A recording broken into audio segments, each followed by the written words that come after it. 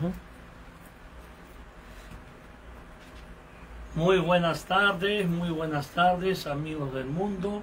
Les habla como siempre Gora Prenswami, grabando directamente de Sudamérica, Lima, Perú, desde Casa Sándalo, que es una estación del Siva Sangha, se llama Gora Mandir, Centro Piloto para la Educación y Formación de la Conciencia.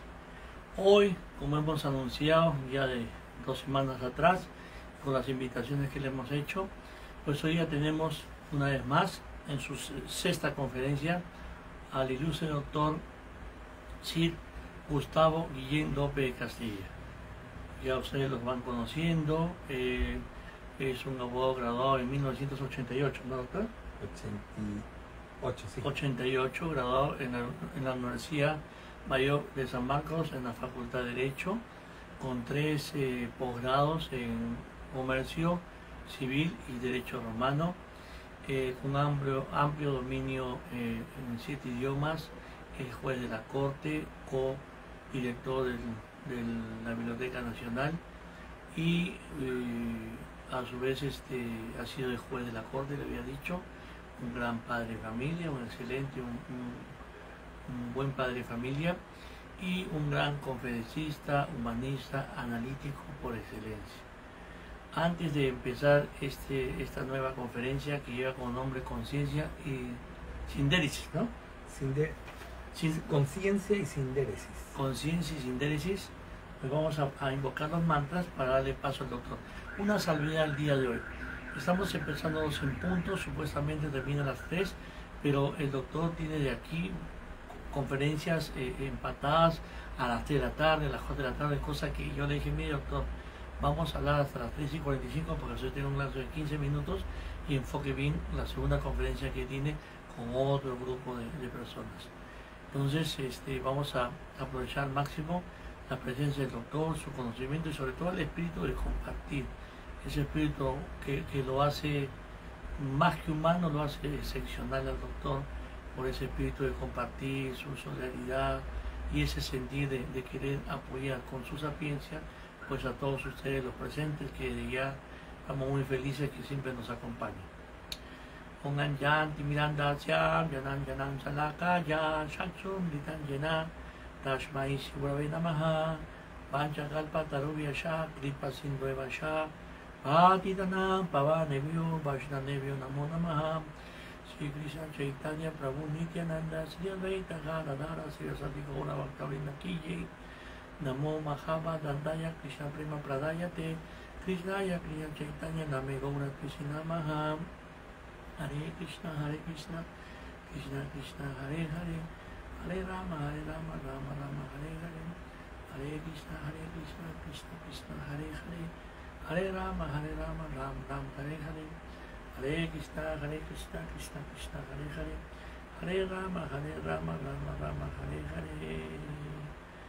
Ya, y todas las glorias a Sisi Radha Mohan Ki Jai, todas las glorias a Sripa Bhaktivedanta Sao Maharaj, todas las glorias a mi Paranguru, Radha Govinda Das Babai Maharaj, todas las glorias a Ananta Das Babai Maharaj, todas las glorias sean a Vaishnav Bhaktivedanta Swami Srila Prabhupada Ki Jai, todas las glorias sean a todas las madres y a todas las mujeres del mundo Ki Jai, todas las glorias sean a todos los niños del mundo Ki Jai, todas las glorias sean a todos los hombres del mundo Ki Jai, todas las glorias sean a los santos Vaishnavas del Señor Ki Jai. Gaura Premanandi Haribo. Con ustedes los dejo con Sir Dr. Gustavo Guillén López de Castilla con el tema Conciencia y Sindéresis. Muchísimas gracias. Normalmente, bueno, no se comienza por el final, pero quisiera lanzar en primer lugar las que deberían ser mis conclusiones. Las propongo como tales porque luego tendré que argumentar en su defensa para advertir juntamente con ustedes si es que dichas conclusiones son justas conforme a lo argumentado. En primer lugar debo decir lo siguiente: es necesario ser feliz, pero no es completamente necesario serlo. Es más bien poco necesario ser feliz, medidamente. medidamente. Lo necesario, ¿no?, es, antes que pensar en ser feliz, que sí tiene su valor propio, ¿no?, es ser uno mismo en el camino del pensamiento, ¿no? Esta es una frase de las meditaciones fragmentarias de el filósofo y emperador Marco Aurelio. Sigue la que continúa. La vida no es perfecta, pues nunca el hombre tiene todo lo que lo conforma. Es decir, nunca tiene a su alcance ni todos sus esfuerzos, ni todos los logros que de esos esfuerzos se derivan. Porque el hombre tiene, ¿no?, una mente contingente antes que una mente permanente. Y en tercer y último lugar, ¿no?, lo principal para el ser humano es sobrevivir. Eso es lo principal. Más que vivir, sobrevivir. Y esto se advierte en las contingencias de peligro que al ser humano nunca le faltan. Si bien esto podría decirlo el día de hoy, ¿no?, desde un médico o biólogo hasta un filósofo, ¿no?, esto ya lo había dicho un jesuita, Baltasar Gracián, en el siglo XVII, famoso escritor español. Bien, pero estas son las conclusiones. Vamos a ver cómo argumento, ¿no?, como para fundamentarlas. Bien, como el tema es de la conciencia y la sindéresis, vamos a entender ahora por conciencia no la categoría de conciencia moral, sino vamos a entender la conciencia en un sentido más intelectual. Los psicólogos han demostrado, en primer lugar, ¿no?, que no nacemos con recuerdos, salvo las impresiones básicas, que son las de la sobrevivencia. Los recuerdos individuales son siempre fenómenos excepcionales. Sin embargo, con los recuerdos, ¿no?, formamos ese darse cuenta, ¿no?, que es la forma de la conciencia, decía, intelectual. Repito, hablo de conciencia intelectual al no hablar en este momento de conciencia moral, o sea, del discernimiento entre lo bueno y lo malo. Solamente hablo de la conciencia en un sentido psicológico o del darse cuenta. A propósito de ello, ¿no?, los poderes mentales son generalmente vistos como la memoria, que consistiría en el conservar el recuerdo. Posibilidad esta de ubicación y de elección principalmente. El primero que usó, ¿no?, la palabra conciencia no la empleó de esa manera, es decir, no con esas letras, no con esos términos precisos. La primera vez que se empleó en el sentido de lo que hoy llamamos la sindéresis. Y las primeras personas que han empleado, ¿no?, la expresión, la primera posiblemente haya sido un filósofo del siglo II antes de Cristo, llamado Crisipo. Si el término sindéresis, ¿no?, es castellano, ¿no?, la expresión griega es sineidexixi. La expresión griega, sineidexixi, ¿no?, que es la que da el sentido originario. También la palabra fue vagamente empleada por el poeta Homero. Para él, esta palabra, ¿no?, significa conservar. Otro que la empleaba, quizás no conociendo a Crisipo, aunque sí a Homero, ¿no?, y ya más rigurosamente fue Aristóteles, ¿no?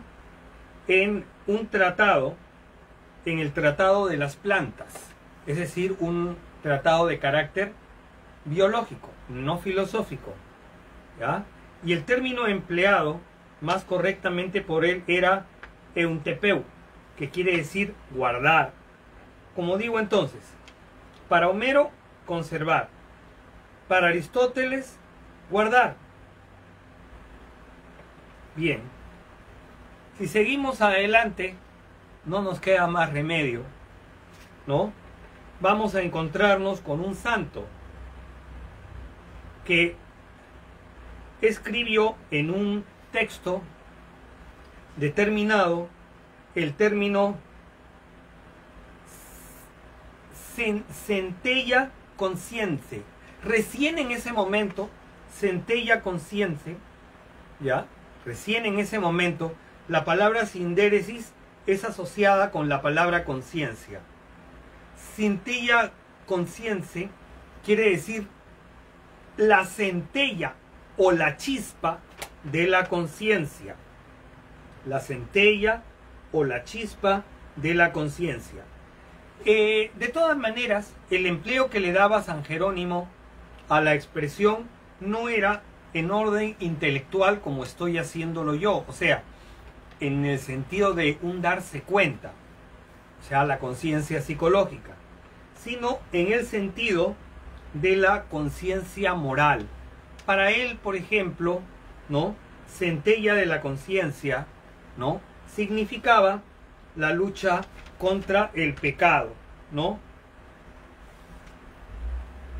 Bien. Sería pues este un brillo o resplandor humano para el alcanzar la verdad. Pero la verdad venía a ser, por haber lucha contra el pecado, venía a ser la virtud. Las palabras conciencia y sindéresis están asociadas, ¿no?, a una estructura humana llamada la mente. El día de hoy sabemos que el hombre no tiene un cerebro, sino que tiene dos, ¿ya? Y los tipos de mente que se le reconocen son la mente concreta, la mente práctica, la mente abstracta. La mente concreta es la mente que observa, que compone, que clasifica, que establece categorías. La mente práctica es la que procura dar las explicaciones, es decir, la mente de las causas, la mente que procura encontrar las causas, y también la mente que puede discernir respecto de las causas el azar, o sea, aquello que sobreviene sin haberlo conocido, como imprevisto, como inexorable. Y finalmente, la mente abstracta, lo que llamamos pobremente en el ser humano la razón. Repito que se habla el día de hoy de tres tipos de mentes en los cerebros: la concreta, ¿no?, observadora, componedora, clasificante; la mente práctica, la que establece causalidades, es explicativa, busca determinar lo previsto respecto de lo imprevisto o el azar; y la mente abstracta, que es la de la razón. Nosotros hemos hablado en algún otro momento de lo que la razón es y de sus limitaciones. No voy a hablar de eso en este momento, pero sostengo todo lo que en otras conferencias he dicho sobre esto. La mente, sin embargo, no es un lugar físico, no es algo definido como que ocupe espacio, ¿no? La mente es la actividad cerebral, o sea, la dinámica de ambos cerebros, porque como decía, no tenemos un cerebro, sino tenemos dos. Muy bien. ¿Y para qué la conciencia? ¿Para qué la sindéresis? ¿Tienen alguna utilidad? ¿Representan algo para nosotros?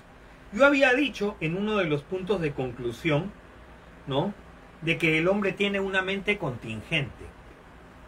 Se podría entonces pensar, ¿no?, que en realidad también, pues, ¿no?, nuestro juicio, así podemos llamarlo sindéresis, ¿no?, es también contingente y débil. Pero es así, es contingente, es débil, y frente a la vida ya producida, de la cual solo queda no una totalidad en el ser humano, sino solamente fragmentos, ¿no? Y a esos fragmentos les llamamos el recuerdo, ¿ya? El recuerdo que no se refiere a la totalidad de los actos de nuestra vida o la totalidad de los actos de los demás, sino solamente, por así decirlo, a ciertas baldosas de la vida, a ciertos tramos, a ciertos puntos de su dinámica, ¿no? Resulta de que frente a esa vida ya producida y por la limitación de los recuerdos, lo que tenemos a veces es una visión, decía, limitada, escapista a veces, sujeta por tramos a lo aceptable. Y esto, por supuesto, deriva en parcialidad de ideas, parcialidad de conducta, ambas en el sentido de estimar o apreciar solo alguna faceta, ¿no?, del prisma complejo del exterior por un lado, o del intelecto, el interior, por el otro. Y entonces aquí viene la pregunta: ¿le ha convenido al hombre? No sé si la pregunta es pertinente en vista de las limitaciones que nos impone la vida. ¿Le ha convenido al hombre tener una visión ambivalente? Es decir, conocer solamente algunas facetas del prisma del exterior y de lo interior y en forma fragmentaria. Quizás por eso es, por esa ambivalencia que tenemos, de la cual nos preguntamos por qué, ¿no?, y su conveniencia, ¿no?, es que hablamos de lo justo, de lo injusto, de lo bueno y de lo malo. Si la mente no fuera contingente, tendría que ser de carácter también, así como permanente, uniforme. Y quizás no tuviéramos el recurso de poder discernir. Contestemos indirectamente, ya que directamente nos haría ir por sobre la vida misma, cosa que no consideramos factible. Contestando, decía, indirectamente, podemos decir que la visión escapista, limitada, ¿no?, en negación al equilibrio, es obviamente una visión un tanto monstruosa. ¿Por qué? Porque facilita la formación de prejuicios. Las ambivalencias humanas, ¿no?, dan lugar a que una persona pudiera en realidad desdoblar su pensamiento a veces sin darse cuenta, de tal manera que el más bueno y quizás más caritativo o noble de los hombres en un lugar pueda ser prejuicioso, ¿no?, y malvado en otros. Esa es, por así decirlo, la marca humana. Por lo menos podemos darnos cuenta de eso.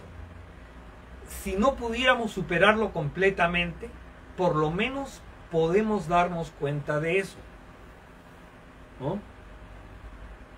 Entre ellos, entre los prejuicios, por ejemplo, ¿no?, el de que con lo que sé o con lo que creo, ¿no?, es suficiente, o que es solo lo único, o que es lo de más alto mérito, como si fuera algo terminado. ¿Cómo es que el hombre, ¿no?, que tiene esa sindéresis tan limitada, ese brillo no tan contingente en su mente, puede decir que para él algo puede ser dado como terminado? Parece mentira, pero es como muchas veces, cuando hablo de hombre hablo también de mujer, ¿no? Así es como muchas veces nos comportamos y pensamos. Eso mismo es lo que hace al hombre muchas veces parcializado y que se conforme, ¿no?, dentro de la vida. ¿Puede ese hombre contingente ser conforme con la vida? ¿No le convendría mejor ser un poco inconforme para poder ser mejor, para poder escalar? Lo digo porque esa conformidad, ¿no?, puede hacernos incumplir con los demás, ¿no?, desvivir, quitarles los sueños a otros, ¿no?, llevándonos a nosotros, en particular, a un aislamiento peligroso. El ser parciales, el ser prejuiciosos, ¿no?, nos puede llevar a esa ausencia con respecto a los demás. Y sin embargo nosotros nos creemos iguales a los demás, en el sentido de que si todos lo son, entonces todos estarían completamente aislados, ¿no? Vendría a ser el lógico silogismo. ¿Puede ser así? ¿Todos tendrían que pensar por igual? Visto esto en tal gran proporción, ¿no?, por ejemplo, en los espíritus exclusivistas, ellos ven en sí un mundo perfecto, en una especie de independencia que no respetaría o no respeta la integridad de otras personas, de otras sociedades, como si ellas constituyeran para nosotros una amenaza, o fuente de alienación, o fuente de marginación y perdición. Históricamente, porque lo dicho, la creación de prejuicios, ¿no?, puede llevarnos a no comprender otras identidades. Históricamente se puede hablar dos formas de identidad que el exclusivismo forma. Voy a mencionar dos entre tantas para poder, digamos, colocarme en terreno más sólido de ejemplos, ¿no? El exclusivismo latino, por ejemplo. El exclusivismo latino que se expresa, ¿no?, en la unidad de voluntades dentro de un territorio, ¿no? Y el exclusivismo nórdico, aquel del norte de Europa, por ejemplo, o Sudáfrica, por ejemplo, ¿no?, que presume, en cambio, que la unidad no radica en las voluntades dentro de un territorio, sino en la existencia más allá de las voluntades y aún contra las voluntades, ¿no?, del parentesco de la sangre. Ellos entienden o entenderían, digamos, la voluntad nacional como que tiene solamente como fundamento, ¿no?, la unidad consanguínea, los colores, las tallas, por ejemplo, que dan las razas, aunque puedan parecer mezcladas. Pero ellos no consideran la voluntad en el sentido de libre expresión, ¿no?, como una posibilidad que pudiera sobrepujar, ¿no?, al principio de la raza y de la raza superior. Muy bien. Esos exclusivismos resultan ser a veces inviolables dentro de la idea del prejuicio, al punto que somos capaces de negar a los demás, pero como decía, solamente nos producen los aislamientos, el incumplir con los demás y a veces su propia destrucción, como ya se ha visto en rebeldías, se ha visto en guerras, se ha visto en revoluciones, ¿no? Esa unidad, por ejemplo, nórdica, de raza, que se expresa o se puede expresar, ¿no?, en la lengua, ¿no?, da lugar a veces a posiciones absurdas, ¿no?, a crear frente a una ciencia consabida, una ciencia de carácter nacional, a restringir las universalidades que a veces son necesarias para la mutua comprensión.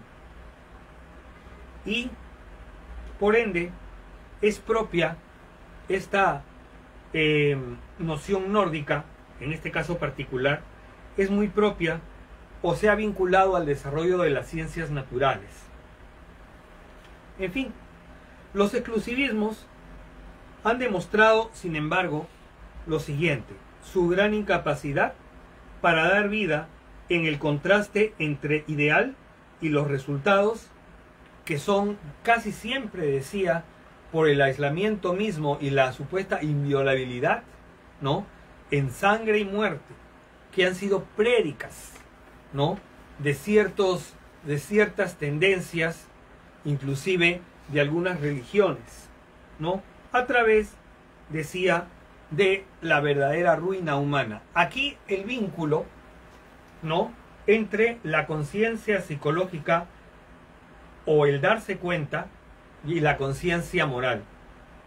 Si la conciencia psicológica está guiada por el prejuicio o carga ese prejuicio, el resultado, ¿no?, va a ser el de su ruina moral. Porque si el hombre busca su supervivencia, ¿no?, justamente el hacer mal vendría a ser su destrucción moral, ¿no?, y la destrucción física del mismo.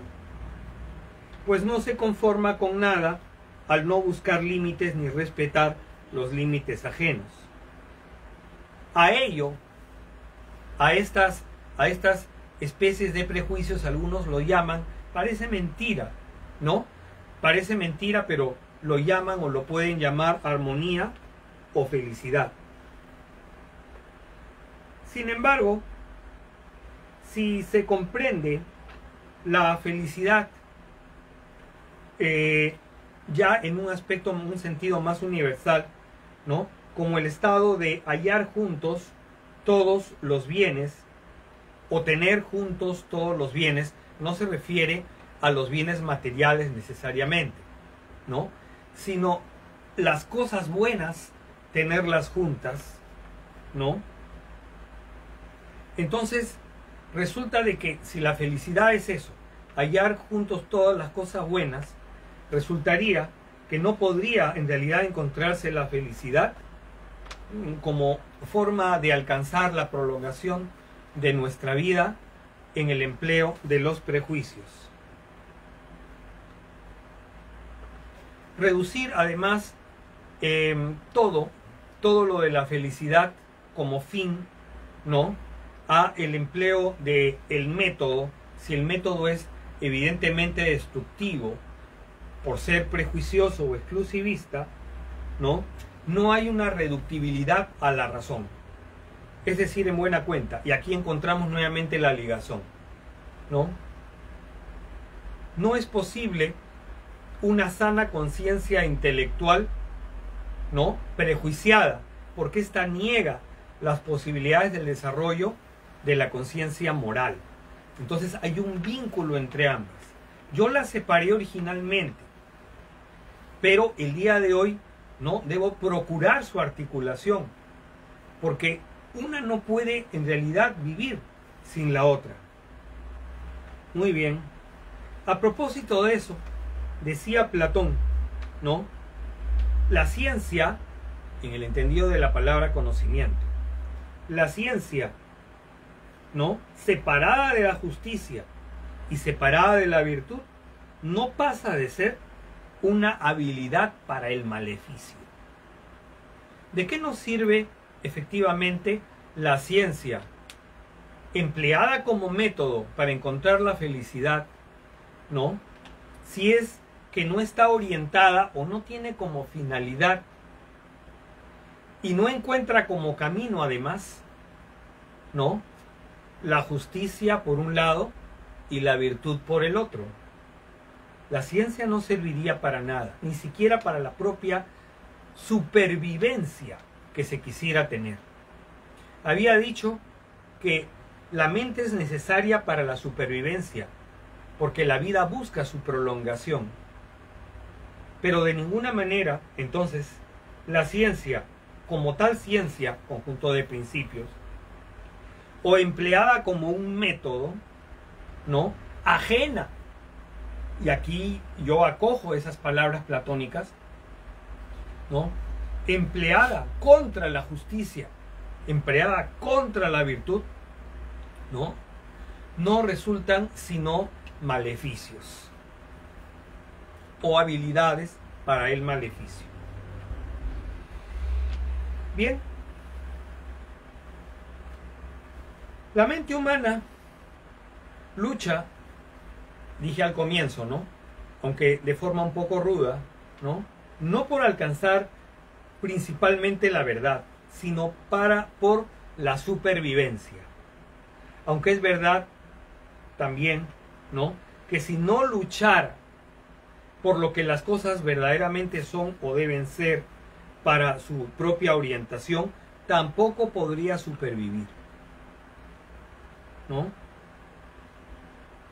Aunque sea trivial decirlo, sin esa supervivencia por la cual la mente lucha, no se logra ser uno mismo, que viene a ser el único acercamiento posible a la felicidad. De ahí las palabras de Marco Aurelio.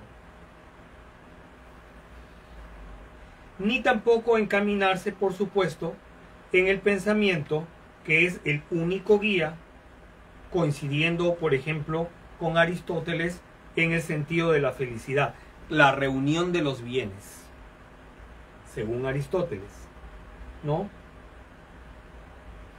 Este es el único ejercicio correcto de la vida humana. El único ejercicio correcto de la vida humana viene a ser guiarse por la mente en el sentido de esa felicidad, reunir esos bienes, pero dentro de un camino de justicia y dentro de un camino de virtud. Nuevamente encontramos un nexo poderoso, entre la conciencia moral y la conciencia intelectual, cuyo brillo viene a ser la sindéresis. Ahora, dado que la mente debe luchar, si la mente no luchara, ¿qué pasaría? Si la mente no luchara, resultaría, que no podría el hombre sobrevivir. Justamente su lucha es el esfuerzo por discernir, Y por eso mismo, por estar en lucha constante, es que la vida no es perfecta. Si tuviéramos como resultado la vida perfecta, la causa de eso, vendría a ser no la lucha de la mente, sino una condición meramente contemplativa, inerte. Y esa no es la condición de la mente para nadie. La simple observación de nuestros cambios en el estado de ánimo y la variedad de pensamientos nos hace ver, que la mente lucha en forma constante. No hay perfección en la absoluta quietud.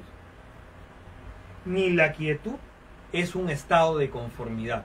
La mente no se conforma. La mente persiste adelantándose, o a veces también revocándose, retrocediendo en el sentido de una suerte de involución, en el sentido de retornar a cosas añejas, arcaísmos, o a veces también prejuicios,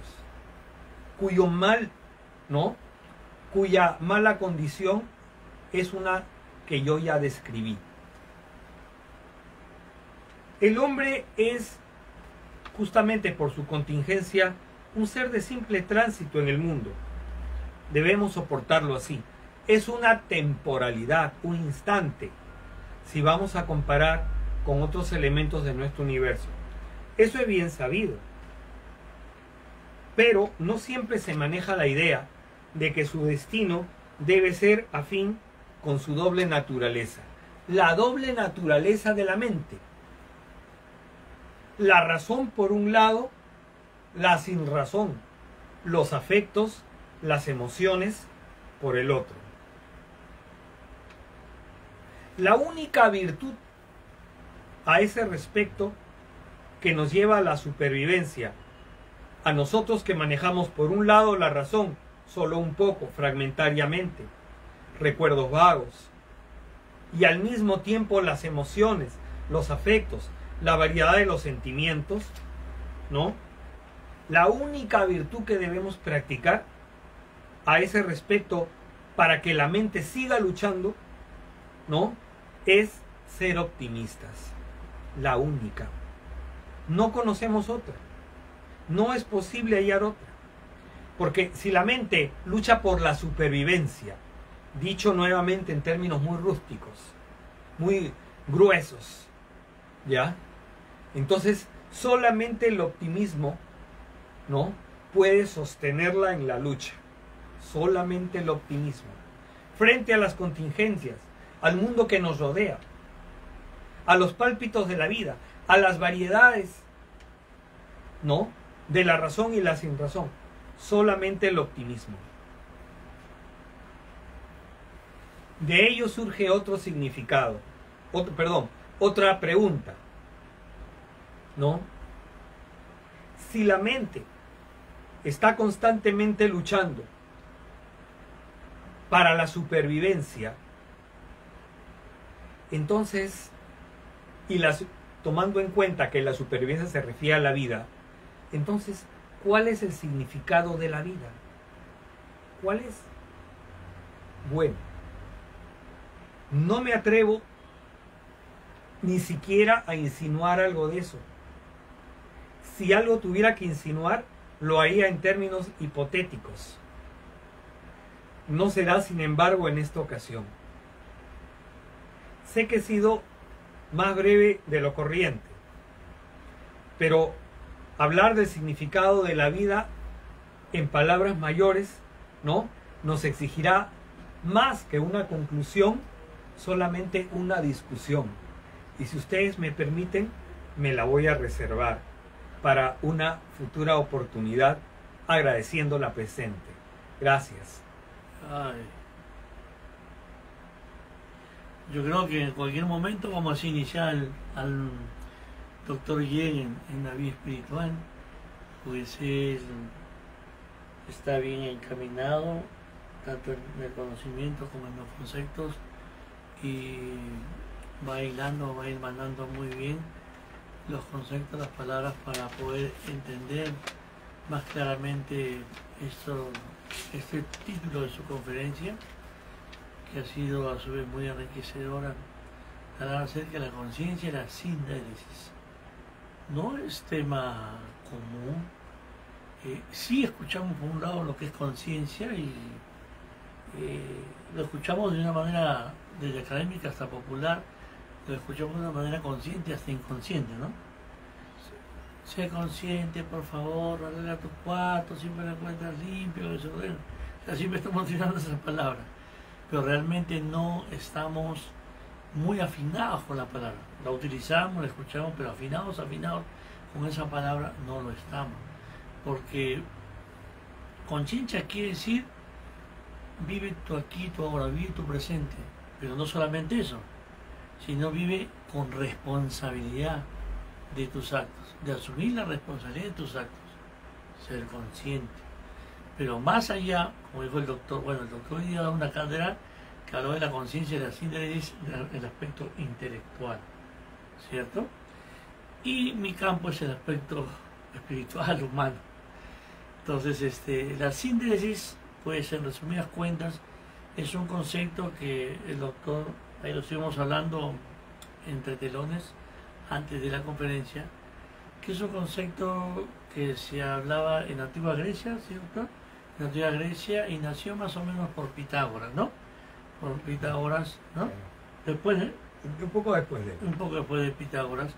Pero en esencia la palabra síntesis más o menos aduce a una cualidad, virtud, rectitud, sensatez, prudencia y muchas cosas más. Es una palabra que abarca mucho, tanto en el aspecto intelectual, emocional, afectivo, social, abarca mucho. Y si lo queremos llevar al tema del derecho, la cual la profesión del doctor, pues hablábamos con respecto a que esta palabra en sí mismo, pues como virtud, pues no es muy fácil de adquirir o tenerla o mantenerla, ya que le pide mucha rectitud para deliberar, qué sé yo, juicios, sentencias, acusaciones, calificaciones. Entonces hay que tener mucha sensatez, mucho tesón, mucha ecuanimidad y sobre todo mucha prudencia desde la hora de hablar, desde la hora de conjeturar, desde la hora de nosotros mismos intercambiar ideas. En todo el sentido de la palabra hay que tener mucha prudencia. Porque claro, yo puedo tener las cosas bien claras, pero tengo que ser a su vez prudente a la hora de expresarlas. Porque vayas a saber, si tengo las cosas claras y no manejo la prudencia, la sensatez, más que ayudar puedo hacer daño. Porque la verdad, me puedo conocer bastante o mucho, pero no por ello puedo conocer bastante mucho a la otra persona o al opositor, o el que está en el otro bando. No lo puedo conocer de repente mucho como me conozco a mí, y no sé en qué estado estará en ese momento.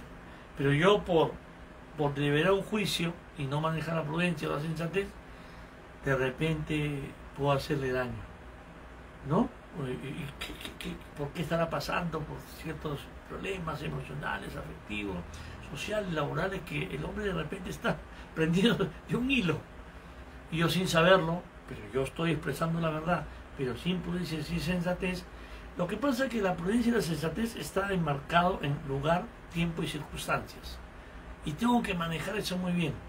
El lugar, el tiempo y las circunstancias para yo deliberar juicios.